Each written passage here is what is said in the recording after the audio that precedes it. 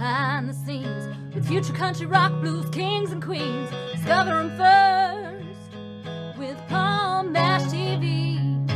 Palm Mash TV.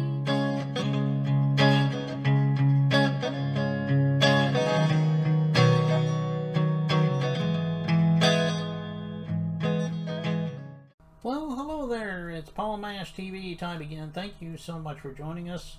We got a great interview coming up for you shortly. But before we begin, always remember to click that subscribe button and the bell if you haven't done that yet. We're always going to be notifying you of any new episodes coming your way. And leave a comment on the comment section. We'd love to hear from you there. And we have contact info for you in the description part. And if you pay attention to the closing credits, contact info will be there as well, so we hope you'll stay tuned for that.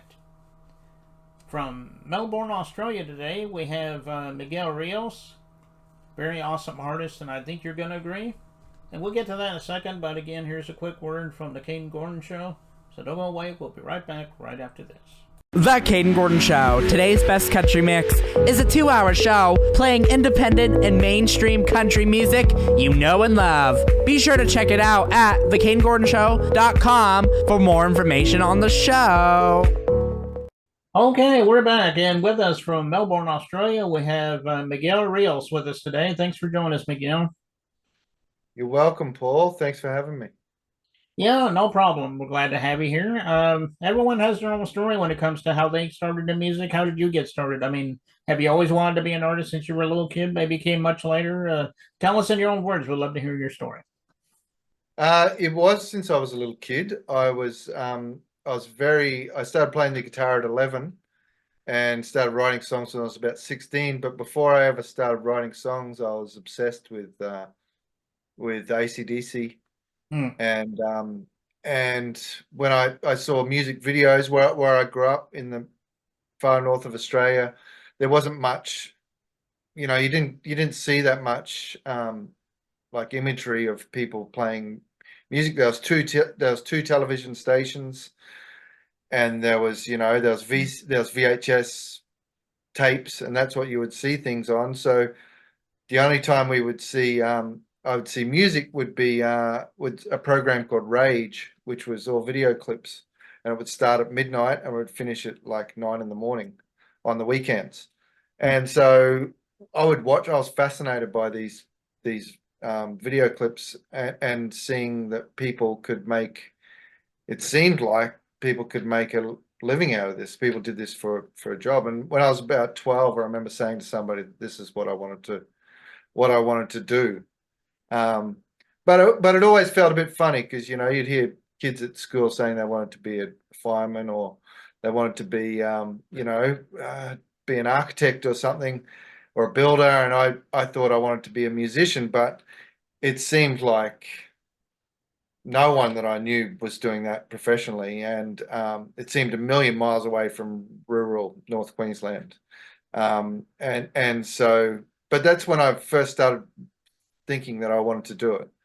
And it's taken me a lot of years to try and put that into a place where I'm trying to do it professionally. And that's what I've been doing more so intensively over the last probably 10 years. But I've never stopped that pursuit, and I've put that in. I decided when I was about 16 or 17 that probably something that I really wanted to put my time into was writing songs. And I was already a pretty accomplished guitar player, and so I put time into writing lyrics, which seemed to be a much less, seemed to be more of a vague thing that you could be good at. You're good at it on Monday, and on Tuesday you suck at it. So it's like this unknown writing lyrics, and that was appealing to me, and writing songs has been something that I've done ever since, basically. Yeah, that's quite a story. And you mentioned AC/DC. I'm sure they were an influence on you. Did you have any other influences besides AC/DC? Yeah, I think they were the ones that got me into sort of playing guitar initially when I was 11, like hearing their music, seeing what they did. Like at that age, you just want to be a guitar. Well, I did. I wanted to be like a guitar hero, And but when I got older, I started. Always in the background was artists like Leonard Cohen and Bob Dylan and even Rodriguez and Cat Stevens and Paul Simon stuff. That was all playing sort of in the background of even if I didn't really know who the artists were, that was always in there, and Donovan and stuff like that. So when I was about 16, I started learning a lot more about that, and I started learning about blues musicians, and I started learning, one of the first blues things I learned was Chuck Berry and Bo Diddley, and I was an electric guitar player, but I started playing acoustic guitar. I saw my guitar teacher one day play this Chuck Berry thing on the acoustic guitar. I just remember thinking, "Wow, this has got so much power. These couple of chords," and it was all about the right hand, what you're doing with the strumming hand, and it was this whole new world. Even though I'd been learning all this intricate guitar playing up until that point, and it was all electric guitar, and you could turn the volume up to be as loud as you want. But all of a sudden I saw this acoustic instrument where you could determine the volume just by how hard you hit it or how softly or by all these nuance. So I don't know, all of a sudden I saw this different world, and that was all interconnected with songwriting. And so yes, they were massive influences. And then I went into all the blues and looked at all blues players like Big Bill Brunsey and Muddy Waters and Howlin' Wolf, and learned a lot of their instrumentation. And then probably the thing that got me into even a different type of music is I learned a John Prine song. I remember one day when I'd heard it in a movie, because that was another way that I got I could see new music was through movies. And I remember there was a movie, I think it starred Bon Jovi actually, and it was like a love story, and it had this John Prine song in it.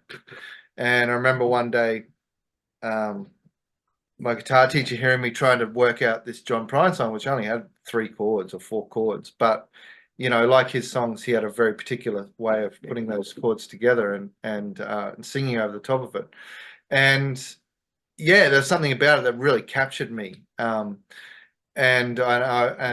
yeah, so those were some of my other influences that got me into songwriting. Yeah. Yeah, those are some good ones. You mentioned Cat Stevens, and I still remember, I think it was Cats in the Cradle, I think was his song, and it was probably one of the ones he's most noted for, but there was some other good ones you mentioned too. Yeah, Cat Stevens was interesting. Like some of his, now I've got kids of my own, and I hear some of his songs like the Father and Son song. He that really connects with my kids. You see these intergenerational things, like songs that are going to connect. And it's not like they've heard that in the background every day, but one day you put a song on and they just connect with it, and you go, wow, it's amazing that has appeal to this completely different generation. They don't have any, sentimental connection with that person or that time or that era or anything, but they connect with the song somehow. Mm. Yeah. Yeah, okay. Well, how can we find your music? I mean, I'm sure you're on all streaming platforms, but maybe you're on social media as well. Maybe you have an official site, so forth. Tell everybody about that.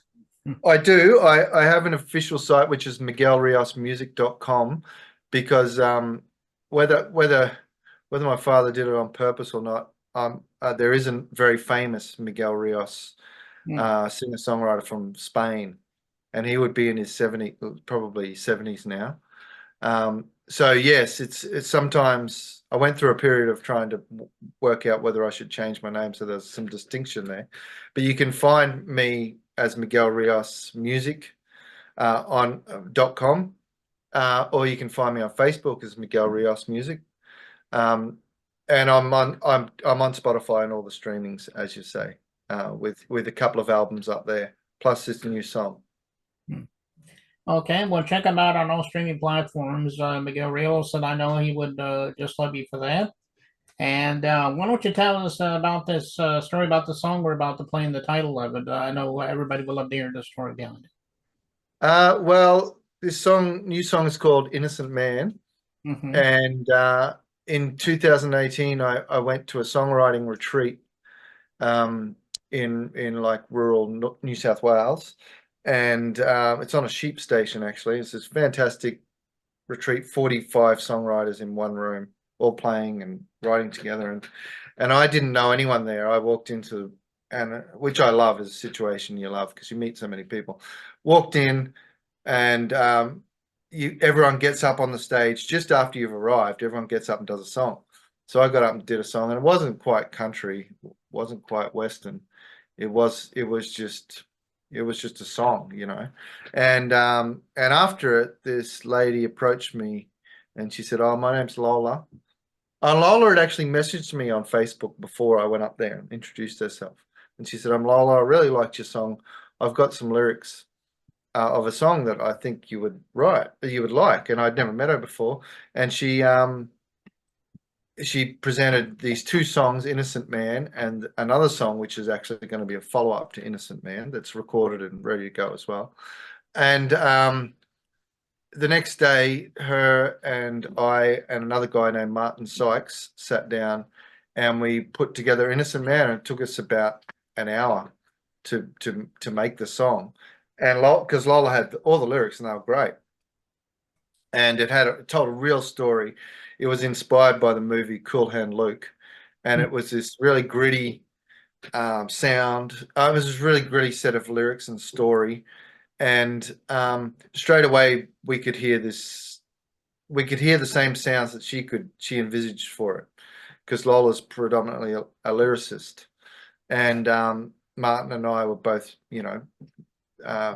seasoned musicians, so we put it together pretty quickly, and then I took it back to Melbourne. I really liked it and tinkered away in my home studio, coming up with countless demos of this thing, recording with different people, and eventually got into the studio and recorded it just at the end of last year, and we've just released it in about a month ago. And it's been going really well. We're really happy with how it went. It was a bit of a crossover in terms of genre. I guess it's a bit of a crossover between genres, and it's got a little bit of gospel sound in there and a little bit of Americana. And yeah, I love Lola's lyrics, and I love doing this process where you're writing with other people.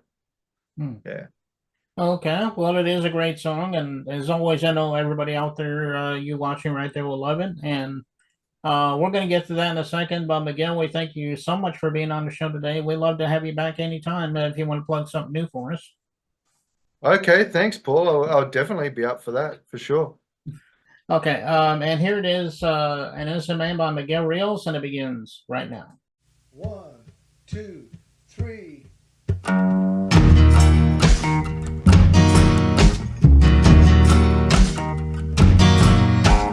Lord, this is a long, long road, and I'm carrying a heavy load. I'm a drinker, fighter, I carry a ton. Lord, that's where I'm coming from. Out with the boys, I act real cool. Truth is, I've been a real fool. I've fronted every court in the land. I plead, this is just who I am. I believe I'm an innocent man. No one listens. I'm sent down again.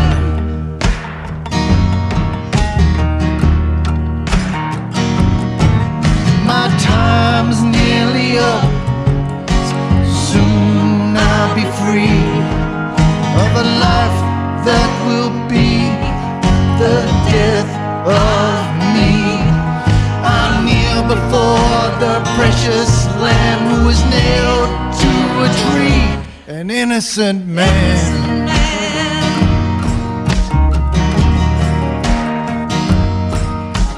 Working in the blazing sun, I'll be grateful when this day is done. I gotta keep this pickaxe swinging to the beat of the song the boys are singing. Lord, only you can set me free.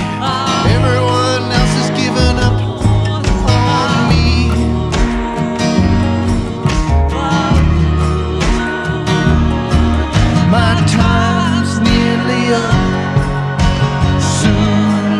be free of a life that will be the death of me. I kneel before the precious Lamb who was nailed to a tree, an innocent man.